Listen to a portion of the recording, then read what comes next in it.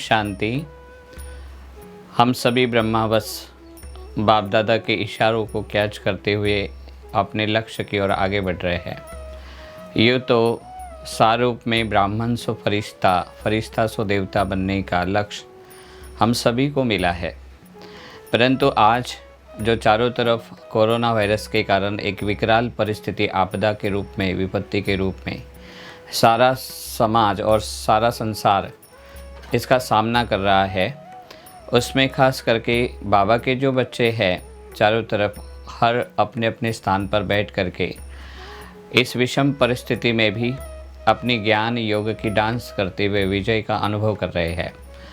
तो सभी के मन में बात आती है कि वर्तमान हमारे पुरुषार्थ की स्थिति कैसी हो, रफ्तार कैसी हो। यूँ तो संसार का नियम है परिवर्तन, और बाबा ने भी बहुत समय तक हम बच्चों को अचानक का पाठ पक्का कराया है। 3 शब्द बाबा बार बार कहते थे, अचानक, बहुत काल और एवर रेडी। 25 वर्षों से लगभग जब से दादी चंद्रमणि जी अव्यक्त हुए तो इन शब्दों को बाबा ने बार बार उच्चारा, परंतु ब्राह्मण भी कई बार सेम बात रिपीट होने के कारण अलबेले हो जाते हैं। परंतु हमारी प्यारी प्यारी मीठी मीठी दादी जानकी जी अव्यक्त हुए तो जैसे एक समय की बहुत बड़ी चेतावनी बाबा ने दी, और ब्राह्मणों को ड्रामा ने पुरुषार्थ की, तीव्र पुरुषार्थ की लिफ्ट कहे या स्वोन्नति के लिए बाबा ने ये तपस्या करने का अवसर के रूप में गिफ्ट हमें दी है। तो चले इस विषम परिस्थिति में हम अपनी स्वस्थिति कितनी ऊंची बनाए, और हमारा जो अंतिम ब्राह्मण जीवन का लक्ष्य है कर्मातीत फरिश्ता बनना, उसको हम कैसे प्राप्त करें। पहले हम फरिश्ता शब्द को समझ लेते हैं। यूँ तो बाबा ने कहा है कि नहीं जिसका किसी देहधारी से रिश्ता वो है फरिश्ता, अर्थात देह दुनिया से जिसकी मन बुद्धि उपराम हो चुकी है और देहिक दुनियावी बातों से जिसका रिश्ता खत्म हो चुका है और सर्व संबंधों की डोर एक प्रभु प्रियतम के साथ है, साथ साथ जो अपनी तीव्र पुरुषार्थ की परों से अथवा मन बुद्धि के द्वारा इस धरती पर स्मृतियों के पंखों से आता है, विश्व कल्याण हेतु मनसा वाचा कर्मणा तीनों के द्वारा सेवा करता है। फरिश्ता एक बहुत ही ऊंची विश्व कल्याणकारी परम हितैषी जगत कल्याणी स्थिति है। यूँ तो फरिश्तों का आपने सिंबल देखा होगा, उड़ते हुए 2 पंखों वाले श्वेत धवल पोशाकधारी चमकीले ड्रेसधारी है। एक पैर जो है वो ज़मीन को छू रहा है और एक पैर ऊपर उठा है, और उसके एक हाथ में सितारा जो सफलता को इंगित करता है, और दूसरे हाथ में पुष्पमाला के साथ साथ प्रभु का पैगाम लिखा हुआ है। नैनों में रूहानियत है, चेहरे पर मुस्कान है, और प्रसन्न वदन से वह हर आत्मा को, प्रकृति को, पशु पंछी प्राणी को परमात्मा का संदेश सुना रहा है। विदेशों में अधिकतर बच्चे के रूप में नेकेड अवस्था में फरिश्तों को दिखाते हैं। स्टैचू भी आप ऐसे देख सकते हैं। तो वास्तव में फरिश्ता स्थिति हम सभी ब्राह्मणों का अंतिम लक्ष्य है, और साथ साथ ये एक प्रेरणा देता है विश्व सेवा के लिए। तो फरिश्ता क्या है? जिसके सारे सर्व संबंध रिश्ते एक बाप से है, और वो सारे आत्माओं के साथ साथ प्रकृति और उसमें जो पशु पंछी प्राणी है सबको सकाश देने वाला विश्व हित चिंतक है। अब इसमें जो पंख है हम उमंग उत्साह के ले सकते हैं, ज्ञान योग के ले सकते हैं। 2 पद जो है वो मन बुद्धि के है। मन छू रहा है परंतु बुद्धि का पैर उठा हुआ है, और फरिश्ता आता है जैसे अमृत वेला हमारे नैन खुल जाते हैं, तो हम बाबा के साथ दिल की तार जोड़ करके, जैसे बाबा हमें इस साकार वतन में, इस विषम विकराल परिस्थिति में जो प्रकृति करहा रही है, पशु पंछी प्राणी तड़प रहे हैं और मनुष्य आत्माएं दुख से बेहाल हैं, तो उन आत्माओं को हमें सकाश देनी है।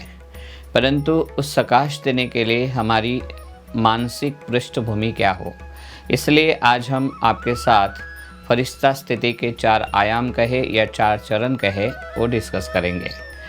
तो फरिश्ता स्थिति की व्याख्या हम दोबारा सुन लेते हैं। क्या है फरिश्ता? नहीं जिसका देह देहधारी वस्तु पदार्थ वैभव की यादों से रिश्ता, वो है फरिश्ता। नहीं जिसका झंझट झमेलों से नकारात्मक चिंतन से रिश्ता, वो है फरिश्ता। जिसका नहीं व्यर्थ बातों से रिश्ता, वो है फरिश्ता। तो फरिश्ता सदा व्यर्थ से दूर है, नकारात्मक चिंतन उसे स्पर्श भी नहीं कर सकता, और वो सारी मनुष्य आत्माओं के साथ साथ सारी कायनात ब्रह्मांड में या अंतरिक्ष में जितने ग्रह नक्षत्रों तक उसकी वृत्ति दृष्टि और कृति से इतनी पावरफुल वाइब्रेशंस फैलते हैं, जिसके कारण मनुष्य आत्माओं के साथ साथ पूरे अंतरिक्ष में जो ये ब्रह्मांड में जो भी स्थूल सूक्ष्म तत्व विराजित है, उनको वो शुद्धिकरण देता है। उसकी सारी मन बुद्धि की तारे बाबा के साथ जुड़ना ज़रूरी है। परंतु आप सोचेंगे कि ये कैसा संभव है? तो संभव है, तो इसके लिए पहले हमें रिश्ता अर्थात संबंध शब्द को लेना होगा। संबंध में दो शब्द आते हैं, सम प्लस बंध, समान रूप से बंध जाना। आत्मा परम धाम में थी, सतयुग में आई तो 16 कला संपूर्ण परम पवित्र आत्मा को जो देह का वस्त्र मिला, जिसका रूप है कंचन काया का, उसका नाम पड़ा श्री कृष्ण या राधे। परंतु आत्मा संपूर्ण पवित्र थी, बैटरी 100% चार्ज थी, लेकिन जैसे ही देह देहधारी वस्तु पदार्थ और वैभव, ये 5 दैहिक संबंधी बन गए। संपर्क में आने के बाद आत्मा ने देह को देहधारी, जिसमें मामा काका चाचा माँ बाप भाई बहनें सारे रिश्तेदार आ गए, वस्तुएं यूज़ करने की चीज़ें, भोगने वाले पदार्थ और जिसका हम उपयोग करते हैं वैभव, वो सारे आ गए, और आत्मा व्यक्ति वस्तु पदार्थ वैभव के साथ बंध गई। और जब उनके द्वारा हमें कभी सुख कभी दुख, कभी निंदा कभी स्तुति, कभी लाभ कभी हानि और कभी हार और जीत का सामना करना पड़ा, तो प्राप्तियाँ जब जब हुई है तो हम बहुत हल्के हो गए, और जब अप्राप्ति या नकारात्मक पक्ष को हमें फेस करना पड़ा तो हम नीचे आ गए। द्वापर के बाद हमारी स्थिति बहुत डाउन हो गई, विकारों से युक्त कर्म करते गए, देहभान में आए, और देहभान के कारण आत्मभान मिस होने के कारण हमारी प्यूरिटी की पावर डिक्रीज हो गई, और आत्मा में जो रिक्तता हुई, गुणों का प्रादुर्भाव जो था वो ख़त्म होते गया, तो विकारों का प्रादुर्भाव हुआ, और विकारों से युक्त कर्मों का बोझ आत्मा को नीचे ले आया, और जिसके कारण हम उड़ती कला या डबल लाइट एंजल या फरिश्ता स्थिति को अनुभव करने से दूर हो गए। अभी हमें क्या करना है? हमें डबल लाइट रहना है, अर्थात हल्का। एक है लाइट अर्थात हल्का, और दूसरा लाइट अर्थात प्रकाश। तो हम बाबा की यादों में सदा निरंतर हल्के फुल्के होकर के इस स्वमान की स्मृति के साथ कि मैं धरती पर अवतरित फरिश्ता हूँ, हम विचरण करें। व्यक्ति वस्तु वैभव पदार्थ के संपर्क में आए, परंतु उन्हें हम संबंधी ना बना ले, अर्थात उनका बंधन हमें परमात्मा यादों में अथवा विश्व कल्याण की सेवा में विघ्न ना बने। विघ्न कैसे बनते हैं और हम इन प्रभाव में कैसे आ जाते हैं, इसको देखेंगे। तो सबसे पहले आप सभी अपने अपने स्थानों पर, कोई कुमार कुमारियाँ है, गृहस्थी माताएं अथवा भाई है जो जॉब करते या बिजनेस करते हैं, अलग अलग वातावरण अलग अलग वायुमंडल में आप अपना पार्ट बजा रहे हैं, तो उस समय अलग अलग परिस्थितियों की जो इफ़ेक्ट है वो मन बुद्धि पर आती है और हम बोझिल हो जाते हैं।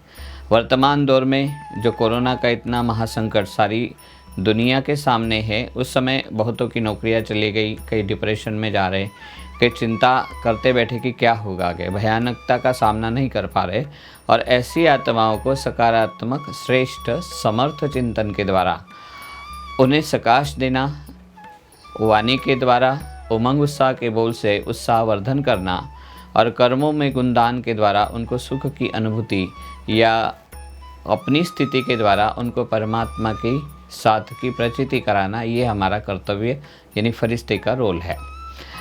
तो जब हमारी स्थिति अच्छी होती है, सुख मिला तो हम खुश हो गए, किसी ने स्तुति की तो बड़े प्रसन्न, जीत हो गई तो जश्न मना रहे हैं, और फ़ायदा है तो हम पुलकित ना फूले ना समाते। परंतु जब दुख आता है, निंदा का सामना करना पड़ता है, हार का मुंह देखना पड़ता है, या हमें स्थूल या सूक्ष्म रूपों में हानि हो जाती है तब मायूस हो जाते हैं और हमारा मन मयूर नर्तन करने के बजाय हम डावाडोल हो जाते और हम नीचे आ जाते हैं और बाबा की यादों की बात तो दूर परंतु विश्व सेवा का संकल्प भी हम साकार नहीं कर पाते। तो इसका समाधान क्या है? समाधान ये है, पहले हमारे जो हिसाब किताब है कर्मिक अकाउंट, वो कर्म की गति को हमें समझना पड़ेगा। फरिश्ता स्थिति को अगर प्राप्त करना है तो 4 बातों के अहम बिंदुओं को देखना पड़ेगा। पहला अहम बिंदु या चरण है हिसाब किताब, दूसरा है परीक्षाएं, तीसरा है परीक्षाओं से प्राप्त होने वाली डिग्रियां और डिग्रियों से कमाई, चौथा है कमाई कर कर के बाप समान बन कर के सारी आत्माओं को सुख शांति की सकाश देना। अब चलते हैं पहले बिंदु की ओर, हिसाब किताब। जब आत्मा परमधाम से आई तो केवल व्यक्तियों के साथ हमारा हिसाब किताब नहीं बना, प्रकृति के साथ भी बना। लोभ के कारण हमने लकड़ियाँ काटी, जंगल खत्म हो गए, प्रदूषण हुआ, नदियाँ स्वच्छ हो गई, पशु पंछी प्राणियों की निरह हत्या की, हिंसा के कारण उनको दुख पहुँचा। व्यक्तियों में लोभवश, मोहवश या काम विकार के वश हमारे बहुत सारे कर्मिक अकाउंट बने और जिसके कारण उसका फल हमें आज भोगना पड़ रहा है।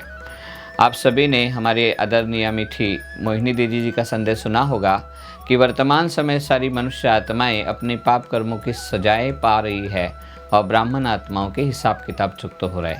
तो सबसे पहले हमें अगर फरिश्ता बनना है तो कर्म की गुह्य गति का ज्ञान, साथ साथ विश्व नाटक का ज्ञान, जिसको निश्चित नियति कहते हैं, नियत है।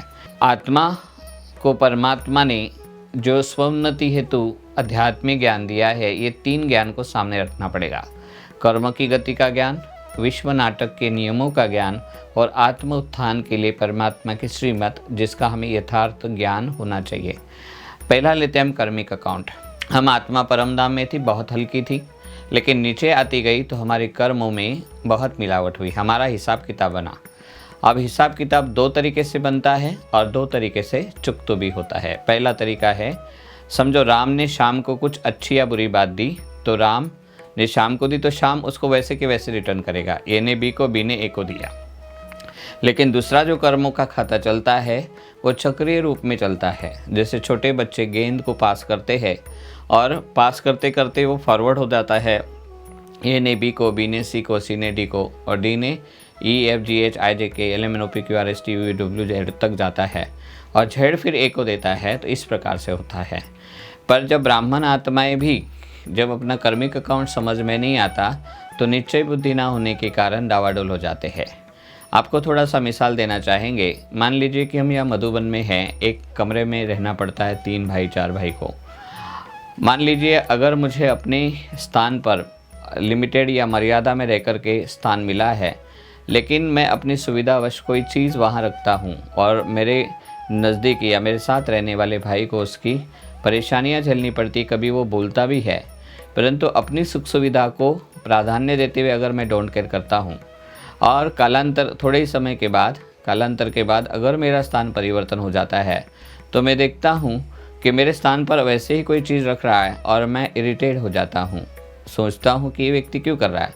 फ़ौरन मुझे बाबा की टचिंग मिलती है, नहीं मैंने भी गलती से या अपने छोटी सुविधा के लिए उस भाई को अनजाने में चाहे जानबूझ करके जो कष्ट दिया उसका फल मुझे मिल रहा है।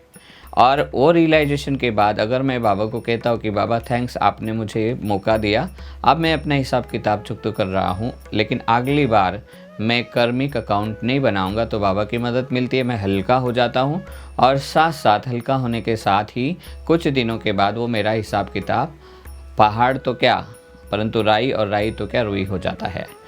तो इस प्रकार से ताज़ा अगर किसी व्यक्ति को वस्तु के साथ भी हमारे हिसाब किताब बन रहे हैं, पदार्थों के साथ, वैभव के साथ, तो उनका जो प्रतिफल है कर्म का रिएक्शन है, क्रिया की प्रतिक्रिया के रूप में हमें मिलता है। और दूसरा, कई बार ब्राह्मण आत्माएं भी सोचती कि मैंने ज़िंदगी भर बाबा की श्रीमत का पालन किया है, परंतु मुझे कष्ट क्यों है। तो कष्ट या दुख या निंदा क्यों होती है, उसका कारण है वो ड्रामा के निश्चित नियम के अनुसार हो रहा है। ये विश्व नाटक जो बना है ये कर्म की गति के नियम के अनुसार बना है, जिसमें 75% सुख, 25% दुख है। 75% आपकी महिमा और 25% आपकी निंदा मुकर्रर है। आपकी हार सदा नहीं होगी। 25 बार अगर आपको हार का सामना करना पड़ा है तो 75 बार आपकी विजय भी हुई है। और अगर आप बिजनेस कर रहे या ज्ञान मार्ग में पुरुषार्थ कर रहे तो स्थूल या सूक्ष्म कमाई में आपको 25% हानि होगी और 75% आपको लाभ मिलेगा।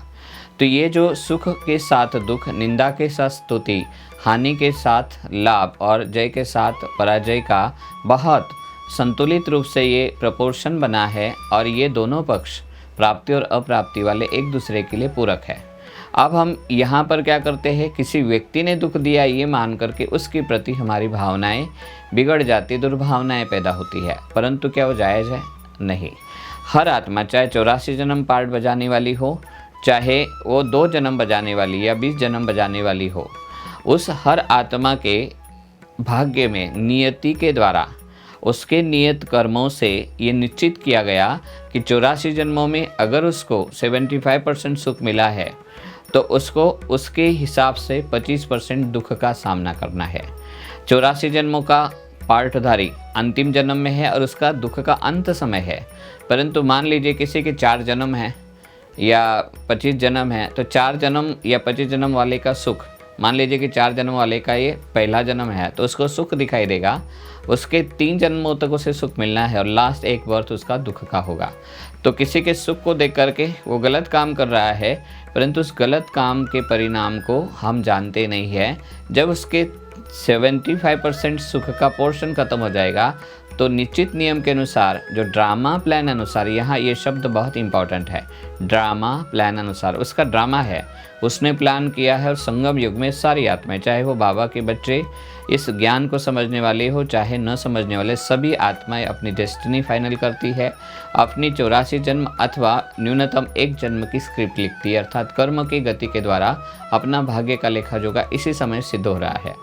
तो इसमें क्या हुआ कि उस आत्मा को सुख मिलते हुए देख करके हम मायूस हो जाते, परंतु जायज़ नहीं है। आपको सुख अपने भाग्य के अनुसार मिलेगा और दुख भी दुर्भाग्य के अनुसार मिलेगा, जितना निश्चित है। और उसके लिए कोई घटना और कोई कारण, घटना यानी कारण या कोई निमित्त व्यक्ति बनेगा। तीर चलाने के बाद में श्रवण के माता पिता ने राजा दशरथ को श्राप दिया कि तुम पुत्र वियोग में मरोगे, और कई ने वरदान मांगे, परंतु यह श्राप वरदान बन गए दशरथ जी के लिए, क्योंकि पुत्र नहीं थे। और कई ने वरदान मांगा परंतु उसके लिए श्राप सिद्ध हुए। तो ड्रामा प्लान अनुसार दुख के लिए भी कोई कारण ज़रूरी है और उसका निवारण भी ज़रूरी है। सुख के कारण आते हैं तो हम उस समय भाविबल नहीं होते, हम खुशियाँ मनाते हैं। परंतु किसी के द्वारा हमें दुख मिला तो हम कहते कि उसने दिया, पर उसने नहीं दिया। यहाँ पर चक्रीय रूप से जो खेल चल रहा है, राम ने श्याम को, श्याम ने अमित को, अमित ने सुमित को, सुमित ने फिर राम को दिया गेल, तो इस प्रकार से चलता है। फॉर एग्जाम्पल आपको सुनाते हैं, मान लीजिए कि हम सफ़र कर रहे हैं और एक व्यक्ति ने मुझे धक्का दिया। उसका हाथ कहाँ लगा? जहाँ मेरी कोई अंदरूनी चोट है जो मुझे दर्द देती है वहाँ लगा। तो मैं करा उठा और उसके प्रति मेरी भावनाएं खराब हो गई और मेरे मन में संकल्प आया कि इसने मुझे धक्का क्यों मारा। अब उसने जानबूझ करके नहीं मारा, वो एक प्राकृतिक नाटक का एक दृश्य है, उसमें वो धक्का मिलना ज़रूरी है। अगर 75% सुख मिले, दुख नहीं मिले, तो उस सुख की भी कोई कीमत नहीं होगी। अब वो दुख मिलने के लिए वो व्यक्ति निमित्त बना, फिर कहीं ना कहीं मेरे से भी, मैं नहीं चाहता हूँ पर मेरे से भी किसी को धक्का लग जाता है और वो धक्का लगते लगते लगते मुझे भी धक्का मिलता है। अब इसमें हमें किसी को कोसने की ज़रूरत नहीं है, क्योंकि हमें इस ड्रामा के कल्याणकारी पक्ष को समझना होगा। अगर हमें सदा ही सुख उपलब्ध होगा, सुविधाएं प्राप्त होगी, तो क्या उस सुख सुविधाओं में हम सदा एंजॉय कर पाएंगे? आप में से किसी को गुलाब जामुन पसंद है पर थाली भर गुलाब जामुन परोसे जाए तो क्या वो गुलाब जामुन आप खा पाएंगे? या स्वास्थ्य के लिए, सेहत के लिए वो फ़ायदेमंद होगा? नहीं। भोजन की थाली में हलवा अगर बनाया है, पूरी की सब्ज़ी, आलू है, उसमें कड़वा करेले का कोई अचार, नींबू का मुरब्बा भी होगा, तभी उस थाली का जायका है। इसीलिए सुख के साथ दुख का तादात्म्य है। अगर सदाई स्तुति हो तो हमारी प्रगति रुक जाएगी, परंतु अगर कोई निंदक होता है तो हमारी कमी कमज़ोरियों को बिना फीस लिए बताता है और हमें आगे बढ़ाता है। अगर जीत सदा होती रहे तो जीत का कोई महत्व नहीं। सचिन तेंदुलकर अगर हर मैच में हर ओवर पर छक्के चौके लगाए और सेंचुरी निकाले तो वो क्रिकेट का मैच कोई देखना नहीं चाहेगा। इसीलिए जहाँ हार है वहाँ जीत के लिए तैयारी है, जहाँ निंदा है वह आत्म अवलोकन का अवसर है, जहाँ दुख है वह प्रभु की यादें है। इसलिए कहते हैं दुख में सिमरन सब करे, सुख में करे ना कोई। तो दुख नहीं आता, पतन नहीं होता तो उत्थान नहीं होता। और जैसे बच्चों के गेम में देखते हैं फिसलन पर वो चढ़ते हैं और फिर फिसल करके आते, एंटरटेन करते हैं। तो इसी प्रकार इस सुंदर ड्रामा में सुख के साथ दुख, निंदा के साथ हानि का महत्व है। लाभ लाभ होता जाएगा तो लोभ बढ़ेगा और लोभ के दलदल में फंसने के बाद मनुष्य उबर नहीं पाएगा। इसलिए लाभ के साथ हानि है ताकि उसको मेहनत या जो कमाई है अपने खून की या खून पसीने की कमाई उसकी कदर रहे। तो इस पक्ष को हम समझ लेंगे, जो कुछ हो रहा है मेरे ही कर्मों का फल है। चाहे मैंने सीधा सीधा किसी के साथ हिसाब किताब बनाया है, इस जन्म का है, ताज़ा है तो मुझे समझ में आ रहा है। जैसे हमने आपको एक चीज़ रखने का कमरे में उदाहरण दिया, लेकिन कई बार ऐसे होता है कि बहुत बार कोई आत्मा का कटु व्यवहार हमें चुभता है, जाने अनजाने में उसके साथ हमारे ऋणानुबंध या संबंध के साथ हिसाब किताब जुड़ जाते हैं। तो क्या चीज़ है, तो बहुत सार रूप में बाबा ने समझाया हुआ है। जैसे माताएं बांधेली है, पति मारता है तो कहती है पति दुख दे रहा है, क्या करूं? तो बाबा कहते हैं बच्ची कोई बात नहीं, तुम्हारा हिसाब किताब है, हंसते हंसते चुकतू करो, क्योंकि पति बन करके तुमने उस आत्मा को जब वो पत्नी का पार्ट बजा रही थी तो दुख दिया। अभी वो तुम्हारा दुख का अकाउंट खुल गया, अब वो पति बन करके चुकतू कर रही है। तो दुख मिलने के कारण निराश नहीं होना, परंतु हिसाब किताब हल्का हो रहा है। यहाँ है एक क्रोध का पक्ष और दूसरा है मोह या लोभ का पक्ष, क्योंकि सारे विकारों से ही तो विकर्म बने ना। खाली क्रोध नहीं, परंतु काम है, लोभ है, मोह है, अहंकार है। पांचों विकारों के कारण अंश और वंश के कारण विकर्म बने, और वो विकर्मों का जो बोझ है वो आत्मा को उड़ने नहीं देता। दूसरा पक्ष यह है लोभ मोह का। मेरी माँ बहुत प्यार करती है, मैं उसे छोड़ नहीं पा रही हूँ या छोड़ नहीं पा रहा हूँ। मेरे बच्चे बहुत अच्छे हैं, ये भी एक पक्ष है जो लोभ मोह की रस्सियाँ आत्मा को फरिश्ता बनने नहीं देती। लगाव झुकाव की बातें हैं। अब इससे उपराम कैसे बने, तो बाबा कहते हैं अगर आपकी माँ आपको बहुत प्यार करे, आप बेटे हो, तो कभी आपने माँ बन करके उस बेटे को बहुत प्यार दिया है और वो बेटा अब माँ बन करके चुकतू कर रहा है। तो सुख में या किसी ने हमें अच्छी आनंददायी प्रवृत्ति के द्वारा आनंद दिया, खुशियाँ दी, तो उसने मेहरबानी नहीं की, और किसी ने दुख दिया तो उसने कोई हमारा बहुत नुकसान नहीं कर दिया। हमारा हिसाब किताब न बने तो ड्रामा बनेगा ही नहीं। कोई कहेगा हमारा हिसाब किताब क्यों बने? अगर कपड़े में सीधी सीधी रस्सियाँ या धागे हो और आड़े धागे ना हो तो क्या वस्त्र बुन सकता है? नहीं बन सकता है। तो या जैसे क्रॉसिंग में अगर हम बात करते हैं, अगर क्रॉसिंग में लेते एक एक क्रॉसिंग में जब वो धागे आते हैं तभी वस्त्र की सुंदरता, बनावट और उसकी मजबूती है।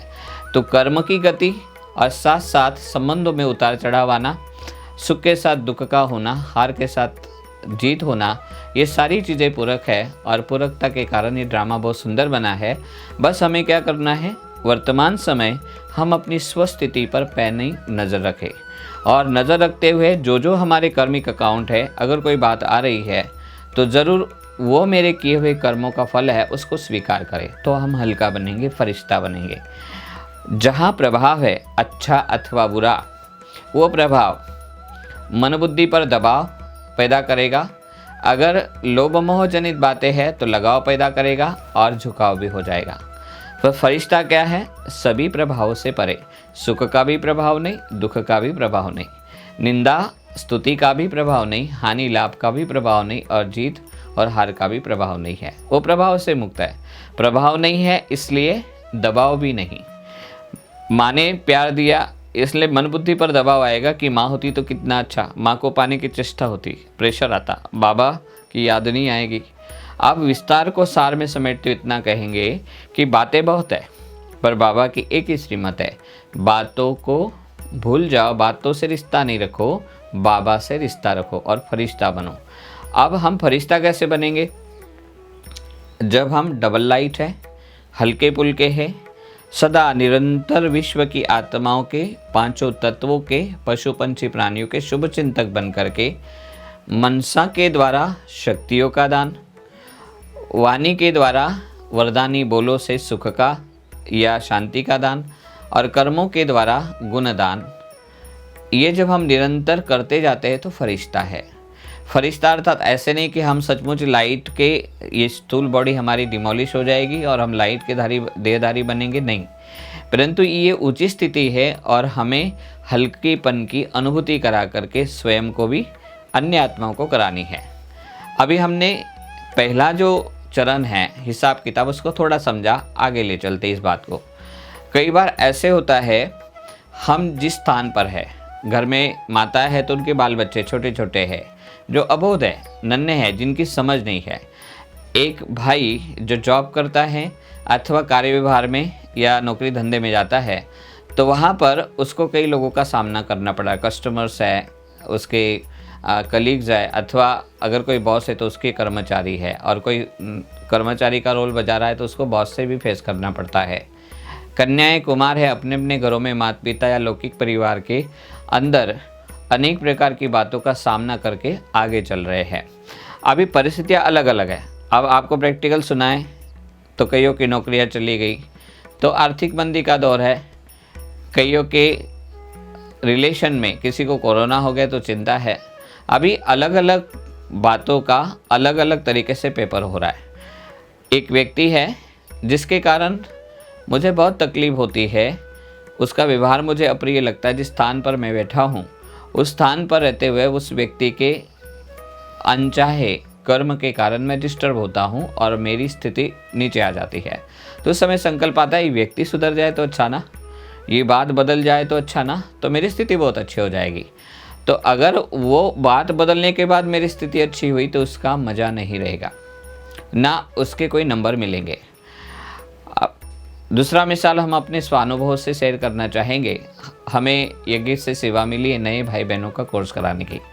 जिस स्थान पर हम बैठे हैं काफ़ी चहल पहल होती गेट नंबर 1 के पास, और अगर समझ लीजिए कि कोई भाई अपने संस्कार के अधीन है, थोड़ा ऊंची आवाज़ में बोलता है, अयोग्य बातें उसके व्यवहार में आ जाती है, तो मैं बार बार इरिटेट हो रहा हूँ, क्रोधित हो रहा हूँ और सोच रहा हूँ कि व्यक्ति बदल जाए या मैं स्थान छोड़ करके जाऊँ।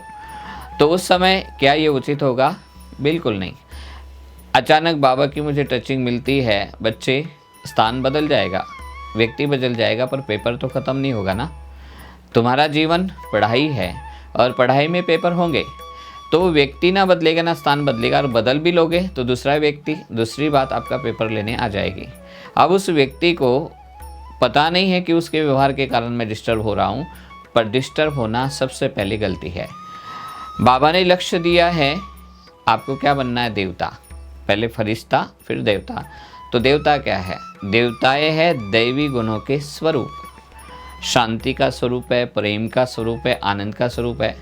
अब यहाँ पर मुझे अगर टचिंग होती नहीं, अगर मैं क्रोध करता रहूँगा अंदर से, मन से, कभी वाणी में भी आ जाती बातें, कभी व्यवहार में भी कटुता आ जाती है, तो उस समय मेरी शांति की स्थिति बनेगी नहीं।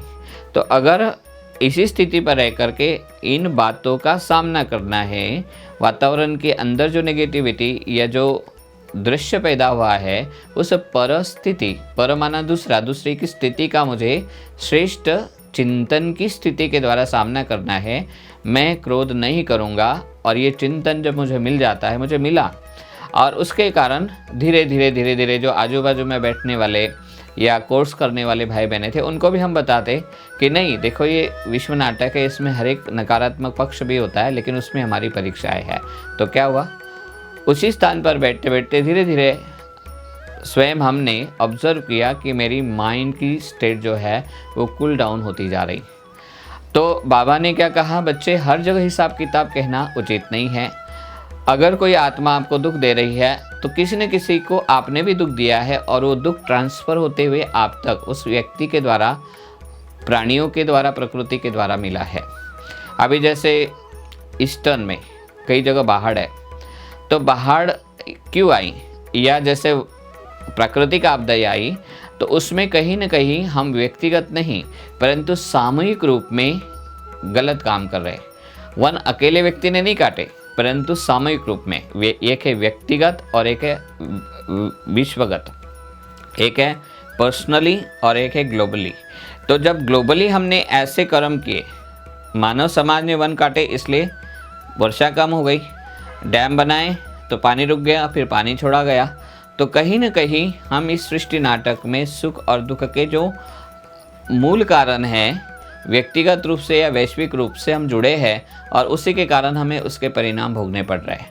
और वो कारण को अगर हम निवारण की दृष्टि से नहीं देखेंगे तो हम हल्के नहीं बन पाएंगे। तो एक व्यक्ति ने मुझे दुख दिया तो मुझे ये समझने की आवश्यकता नहीं है या ये मान करके चलने की आवश्यकता नहीं कि उसने दिया, उसने नहीं दिया, ये ड्रामा का भाग था। और इस पार्ट ऑफ ड्रामा में जितना मेरा हिस्सा, पार्ट ऑफ मेरा सारो है, पार्ट ऑफ मेरा क्रिटिसिज्म है, उस पार्ट का जो हिस्सा है उतना मुझे मिल रहा है। इस व्यक्ति ने निंदा नहीं की, ये निंदा करने के लिए ड्रामा की जो पावर है, उस पावर ने इस निंदा करने वाले को मुकर्रर किया है। और ये निंदा नहीं करेगा तो मुझे अपनी कमियों का ज्ञान कैसे होगा। यहाँ पर एक पेपर पक्ष को लेना पड़ेगा। ईश्वरीय पढ़ाई में 4 विषय है: ज्ञान, योग, धारणा और सेवा। तो ज्ञान से हम जो ज्ञान परमात्मा ने हमें स्वोन्नति के लिए दिया, दैवी गुणों की धारणा के लिए, उसको धारण करके हम ज्ञान का खजाना जमा कर रहे हैं।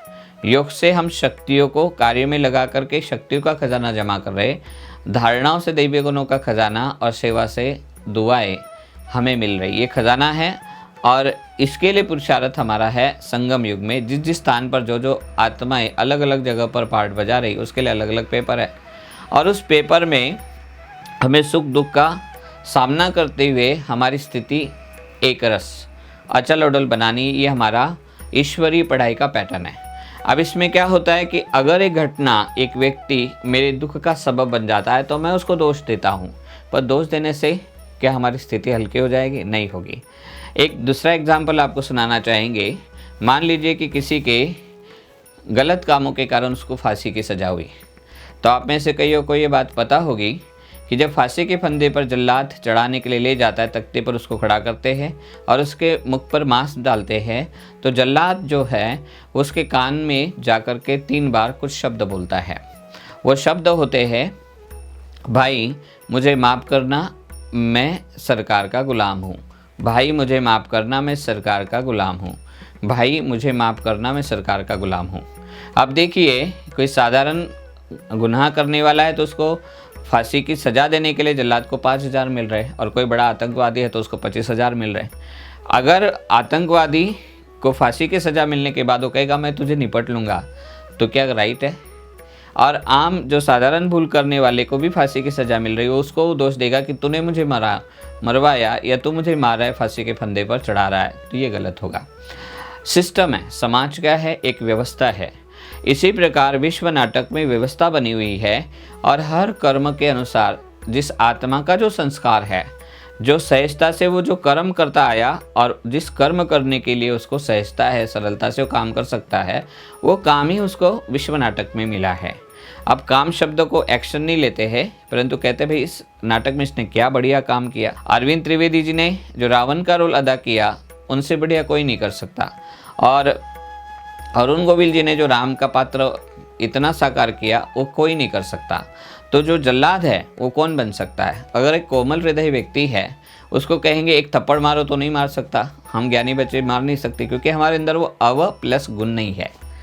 राम चिल्ला नहीं सकता और रावण मुस्कुरा नहीं सकता, क्योंकि उसके पास डिविनिटी नहीं है, डेविलिशनेस है उसके अंदर। राम के पात्र को चुनते समय जब अरुण गोविल जी डायरेक्टर के पास गए और उन्होंने कहा कि मुझे ये पात्र करना है, तो रिजेक्ट हो गए।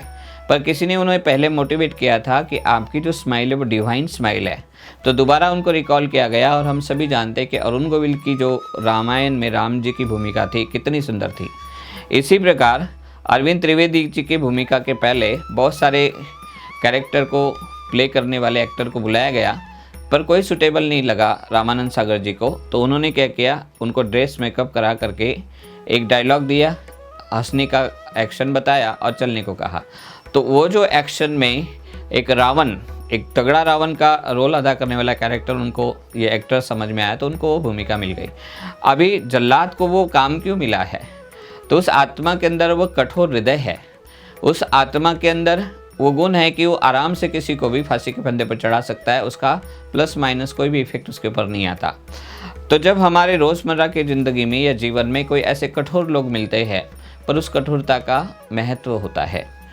अगर पैर में कांटा चुभा है या कैंसर हुआ है तो उस समय मृदु या कोमल हृदय वाला डॉक्टर काम नहीं आएगा। अगर माँ बाप डॉक्टर है तो शायद उस समय वो ऑपरेशन भी नहीं कर पाए, परंतु जब हमारे विकर्मों का विनाश होना है, हमारे पाप कर्मों का बोझा उतरना है, तो कोई ऐसी आत्माएं, परिस्थितियाँ, जैसे कोरोना की परिस्थिति ले लीजिए, तो ये परिस्थिति बहुत लाभदायी है। प्रधानमंत्री जी ने भी कहा कि हमें इसे अवसर बना लेना चाहिए, और बाबा कहते हैं बच्चे तुम्हारे लिए मैंने गिफ्ट दी है। क्या दी है? देखिए कितने लोगों की कंप्लेन थी, घरों में आपस में पारिवारिक रूप में नहीं बैठ सकते थे, बैठने लग गए। प्रकृति की शिकायत, गंगा साफ हो गई, बिना खर्चे के हिमालय दिखने लगा। कितनी पॉजिटिव पक्ष इस विपदा में हुआ है। आज ब्राह्मणों से चारों तरफ से इतने सुंदर समाचार मिल रहे। शांतिवन में हम लोग सेवा में लग जाते थे, आप लोग भी अपनी सेवा में लगते थे, पर कितना सुकून के साथ आराम से ऑनलाइन सेवा चल रही। अगर आपके पास डिब्रूगढ़ आना है तो हमें कितना समय, शक्ति और साधन लगते, पर आज हम आपके पास पहुँचे और आपके बीच में ये रूह रिहान कर रहे हैं। तो ये जो अवसर मिला है परिस्थिति नहीं है, ये पेपर है, और पेपर में हमारी कमाई हो रही है। तो कोई व्यक्ति हमें दुख नहीं दे रहा है, परंतु वो हमारा दुख का हिस्सा पूरा हो रहा है। हमारी निंदा नहीं, 25% हमारी निंदा पूरी हो रही है, और उसके साथ साथ हमारे पेपर हो रहे। पेपर किसका है? सहनशीलता का पेपर है, धैर्यता का पेपर है, क्षमा का पेपर है। तो हमने ये सहनशीलता कितनी धारण की, कितना धैर्य धरा, और कितनी आत्माओं को, प्रकृति को, प्राणियों को प्यार के वाइब्रेशन दे करके हमने क्षमा के द्वारा उन आत्माओं के, प्रकृति के उत्थान के लिए कितने पावरफुल वाइब्रेशन दिए। ये समय चल रहा है। दादी जानकी जी अव्यक्त हुए तो देखिए उन्होंने क्या मांगा। हमेशा उनकी एक ही लाइन जुबान पर होती थी, अगर मैं देह त्याग करूं तो मेरी अर्थी पर कौड़ी भी खर्चा ना हो। और हम सभी ने अनुभव किया, पांडवन ज्ञान सरोवर तो छोड़ो, पर शांतिवन के प्रांगण में जो ब्राह्मण इतने थे, 5000 के लगभग थे, तो वो भी दादी के अर्थी पर नहीं पहुंच पाए। तो इसका मतलब क्या है कि दादी ने वो जो विल की थी, और वर्तमान समय जो आत्माएं इच्छा पैदा करेगी, अच्छी अथवा बुरी, वो ब्रह्मांड में वो इच्छाएं पत्थर के समान फेंकी जाती है, और पूरा ब्रह्मांड, पूरी कायनात लॉ ऑफ अट्रैक्शन के अनुसार उसको पूर्ण करने के लिए लग जाता है। दादी ने ज़िंदगी भर अपने को एक नामी इकोनॉमी का अवतार बनाया और प्रैक्टिकल में सबक दे करके चली गई। तो वर्तमान समय हमारा पढ़ाई के साथ साथ हमारी डिग्रियां हमें मिल रही है। देवताओं की डिग्रियां हम सब जानते हैं, सर्वगुण संपन्न, 16 कला संपन्न, संपूर्ण निर्विकारी, मर्यादा पुरुषोत्तम, डबल अहिंसक। पर साथ साथ फरिश्ते की डिग्री क्या है? फरिश्ते की डिग्री है डबल लाइट स्टेज, विश्व कल्याणकारी स्थिति, नकारात्मकता से मुक्त और सकारात्मकता से युक्त श्रेष्ठ चिंतन की स्थिति, सदा उड़ती हुई कला। तो इस स्थिति के द्वारा हमें सेवा करनी है, मनसा वाचा कर्मणा, और 4 सब्जेक्ट के द्वारा ज्ञान से ज्ञान का खजाना, योग से शक्तियों का खजाना, धारणा से दिव्य गुणों का खजाना, और सेवा से हमें दुआओं की खजाना जमा करना है। पेपर पास हो गए, डिग्रियाँ मिली, तो कैंडिडेट क्या करता है? जॉब करता है या बिजनेस करता है। फिर अगर उसने पढ़ाई की है, पढ़ाई में भी अलग अलग फैकल्टीज़ है। कॉमर्स वाले को बीकॉम की डिग्री, बीए वाले को आर्ट वाले को बीए की डिग्री, साइंस वाले को बीएससी की डिग्री मिलेगी। हर एक का पेपर अलग अलग होगा, और उस पेपर के अनुसार उसके मूल्यांकन का भी दर्जा अलग उसे मिलेगा। इसी प्रकार वर्तमान समय माताएं बहनों की बातें अलग है, गृहस्थियों की बातें अलग है। व्यापार धंधे में जो भाई संलग्न है, कन्याएं कुमार जो अपने अपने घरों में रह कर के बाबा की याद कर रहे, सेंटर में जो बहनें भाई समर्पित रूप से सेवाएं दे रहे, मधुबन में कर रहे, उन सभी के विषय अर्थात बातें अलग अलग है। और उन अलग अलग बातों में रह कर के उनका सभी का डेस्टिनेशन एक ही है। परीक्षा कोई भी हो, पर लक्ष्य होता है पास विद ऑनर बनना। अब जैसे लक्ष्य जैसा होगा, जितने ऊंचे पद के लिए पुरुषार्थ करेंगे उतना पेपर भी आएगा। पीएचडी वाले का पेपर पीएचडी के योग्य होगा, परंतु 10th का अगर बोर्ड एग्जामिनेशन है तो वैसा पेपर आएगा, पहली क्लास के बच्चे को वैसा पेपर आएगा।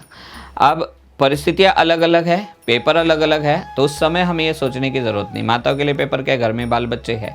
परंतु अगर आपने स्वमान धारण किया कि मैं जगत माता हूँ, मुझे इन आत्माओं की पालना करनी है, रोटी कमाने वाला व्यक्ति ये नहीं कहे कि मुझे कमाना है, मैं जगत पिता हूँ। ऑफिस में जाने के बाद अगर कोई बॉस किसी कर्मचारी के साथ आता है और उसके व्यवहार से अनप्लीज हो जाता है, दुखी हो जाता है, तो गलत है। बाबा कहते हैं अगरबत्ती क्या काम करती है, गोबर का बदबू को ख़त्म करने का काम अगरबत्ती का है। तो गृहस्थी भाई अगर है जॉब करने वाला, ऑफिस में जा रहा है, तो उस समय अगर वो सोचे कि नहीं मुझे मैसेंजर बन करके जाना है, कौन सा मैसेंजर ऑफ पीस, माताएं क्या सोचेगी, मैं शांति की देवी हूँ, मैं प्रेम का फरिश्ता हूँ। अगर इस तरीके से हम कार्य व्यवहार में जाए, लक्ष्य रखे मुझे पास विद ऑनर बनना है। अगर एक मेधावी छात्र है, बहुत ब्रिलियंट गाय है विद्यार्थी, तो उसका लक्ष्य होगा मैं 100% आऊँ, परंतु 100% नहीं मिलेंगे, 99 मिल सकते हैं, ये अबाउ मोर देन 90 मिलेंगे। अगर जिसने 90% प्राप्त करने का लक्ष्य रखा तो उसको हो सकता है 80 के ऊपर मिलेंगे या 90 तक मिल जाएंगे। 80 वाले को 70 से ऊपर, 70 वाले को 60 से ऊपर, 60 वाले को 50 से ऊपर मिलेगा। परंतु अगर किसी ने 35% से पास होने का लक्ष्य रखा तो हो सकता है फेल भी हो जाए। इसलिए कई पुरुषार्थी सोचते हैं चलो हम सेंटर नहीं जा रहे, ऑनलाइन मुरली सुन रहे, पर ऑनलाइन की बात नहीं है। समय अनुसार बाबा ने हमें पेपर के साथ साथ अपनी कमाई का अवसर दिया है। आप पशु पंछी प्राणियों को प्यार की दृष्टि से देखिए। कल हम गीता दीदी का क्लास सुन रहे थे, दादी जी की विशेषताओं का, तो उन्होंने कहा कि दादी जब ज्ञान सरोवर में जाती थी तो क्यारी में फूल लगे होते थे बगीचे को, तो बहुत प्यार से दृष्टि देती थी। तो माताओं को जगत माता बनने के लिए डिग्री मिलेगी, वो है प्रेम की डिग्री, और उसके लिए उनकी परीक्षाएं होगी, सहनशीलता की परीक्षा होगी। भाइयों की अपनी कार्य व्यवहार में कार्यकुशलता की परीक्षा है। अगर एक कर्मचारी भूले कर आए तो उसको क्षमा करना पड़ेगा। उसका दोस्त बनकर के अगर आपने काम किया और उसको ये एहसास कराया कि मैं बॉस नहीं हूँ, तुम्हारा मित्र हूँ, तो हो सकता है उस परीक्षा में वो पास हो जाए। कन्या कुमार है तो वो अपनी स्थिति को बंधन मुक्त स्थिति बनाए, और अपनी रीति से बाबा ने जो मुरलियों का खजाना दिया है उस अनुसार अगर हम अपनी स्वस्थिति को लेते हैं तो हमारी डबल स्थिति हो जाएगी। सेंटर पर रहने वाले अगर सोचते हैं कि क्या होगा, तो बाबा ने हमें इतने समय के बाद, अगर हम सोचे कि हम यज्ञ के आरंभ में आते तो हमें भी दादियों की तरह 14 साल की भट्टी मिलती, परंतु मुझे लगता है मास से अगर काउंट करेंगे तो अभी भी कोरोना की जो विपदा आई है वो समेटते हुए नहीं दिखाई दे रही। तो 14 मास क्यों नहीं हम इसको एंजॉय करें। आज शांतिवन में आप अगर आकर के देखते मनसा के द्वारा, स्थूल रूप में तो आना संभव नहीं है, परंतु जब से दादी जी ने अव्यक्त आरोहण किया उसके बाद में शांतिवन सचमुच सूक्ष्मवतन बन चुका है। पर किन के लिए, जिनकी स्थिति है। बाबा ने कहा था कि अंत समय आएगा तो मैं उन बच्चों को बहुत अच्छे अच्छे अनुभव कराऊंगा जो बाबा के मददगार है, श्रीमत पर चलते हैं। नंबरवार है इसमें, और अनुभव भी नंबरवार जरूर है, परंतु शांति और में सुबह शाम इतना सुंदर साइलेंस, स्वीट साइलेंस का नज़ारा है। पांडव भवन ज्ञान सरोवर में हम स्थूल रूप में नहीं गए, पर वहाँ भी भट्टियों का दौर चल रहा है, और इतने वायुमंडल में इतनी शांति की तरंगे हैं, आप उसको महसूस कर सकते हैं। तो ये जो सेंटर निवासी है, सेंटर क्या है, आपको एक चुटकुला लास्ट में सुनाते, किसी ने व्हाट्सएप पे भेजा कि कोरोना भगवान को कहता है बाबा को कि देखो बाबा मैंने आपके सारे सेंटर बंद करा दिए। तो बाबा मुस्कुरा के कहते हैं, अरे कोरोना तुमने गौर से नहीं देखा, मैंने हर घर को सेंटर बना दिया। अब देखिए कितनी बड़ी उपलब्धि है। सारे मधुबन से लाइव क्लासेस सुन रहे, तो जो हम वैश्विक एकता की बात करते हैं, वैचारिक एकता की बात करते हैं, वो हो गई। बहुत सारे हमें अवसर मिले, बाबा ने हमें ज्ञान गुण शक्तियों का खजाना दिया, हम डिग्रियाँ ले रहे, कमाई हो रही, और कमाई 4 प्रकार की बता दी। ज्ञान से ज्ञान का खजाना, योग से शक्तियों का खजाना, धारणाओं से दिव्य गुणों का, और सेवा से हमारा खजाना जमा हो रहा दुआओं का। प्रकृति से भी हमें दुआएं लेनी, पशु पंछी प्राणियों से भी लेनी है। और ये कमाई जमा होने के बाद में क्या करना है, पढ़ाई हो गई, नौकरी लगी, धन कमाया, मकान बनाया, बच्चों की पढ़ाई लिखाई कराई, तो क्या करते बाद में आफ्टर 60 गवर्नमेंट रिटायरमेंट दे देती है, या बिजनेस वाले या खेतीबाड़ी वाले वानप्रस्थ में चले जाते हैं, और बच्चों को सुख शांति देते हैं, शुभ भावना का दान देते हैं। बच्चों के बड़े होने के बाद में हैंड ओवर कर देते हैं। तो हमें क्या करना है, पहले हिसाब किताब पूरे हो गए, पेपर पास हो गए, हमने ज्ञान गुण शक्तियों से डिग्रियाँ ली, और डिग्रियाँ लेने के बाद, कमाई करने के बाद हमारी स्थिति निराकारी स्वरूप में शिव बाबा के समान, और अभी ब्रह्मा बाबा साकार से आकारी बन गए। तो आकारी रूप में ब्रह्मा बाबा जो संपूर्ण कर्मातीत फरिश्ता स्थिति में है, उसके समान बन करके सेकंड में हम चक्कर लगाए चलते फिरते। ये ना सोचे कि मैं फरिश्ता बनूंगा, नहीं। कल्प पहले जो संपन्न स्वरूप आपने प्राप्त किया तीव्र पुरुषार्थ के द्वारा, उस फरिश्ता स्थिति का जो एक चित्रण है वो सूक्ष्म वतन में है, और उस सूक्ष्म वतन का जो फरिश्ता है, बाबा कहते हैं उसको आप बाहों में संभालो। जैसे कैलाश दीदी गांधीनगर के जब साकार बाबा को पहली बार मिले थे, ध्यान में चले गए, और उनके बाद उनको ब्रह्मा बाबा दिखाई दिए। नीचे आने के बाद कहा, बाबा आप जैसा एक बाबा देखा, बड़ा सुंदर था। तो कैसा था? बोले बहुत आपसे भी अच्छा था। तो दीदी ने थोड़ा सा उनको टोका, लेकिन बाबा ने कहा, बच्ची दोबारा जा कर के बताओ वो कौन है। तो ऊपर में सूक्ष्म वतन की सूक्ष्म भाषा में कैलाश दीदी को बाबा ने बताया कि मैं नीचे साकार का ही आकारी संपूर्ण कर्मातीत फरिश्ता स्वरूप हूँ। जब नीचे वाला ब्रह्मा, साकार ब्रह्मा तीव्र पुरुषार्थ करेगा तो वो मेरे में समा जाएगा, मैं उसमें समा जाऊंगा। तो ऐसे ब्रह्मा बाप समान नंबरवार पुरुषार्थ अनुसार सारे ब्राह्मणों का फरिश्ता स्वरूप इमर्ज है वतन में। अब हमको क्या करना है? हमें ये नहीं सोचना है कि मैं बनूंगा मैं बहुत सारी एग्जामिनेशंस आएगी, पर मैं हुई फरिश्ता। मेरा अब रिश्ता सुख और दुख की बातों से नहीं, निंदा स्तुति के प्रभाव से नहीं, लाभ और हानि की तुलना से नहीं, और जय पराजय से मेरा कोई रिश्ता नहीं है।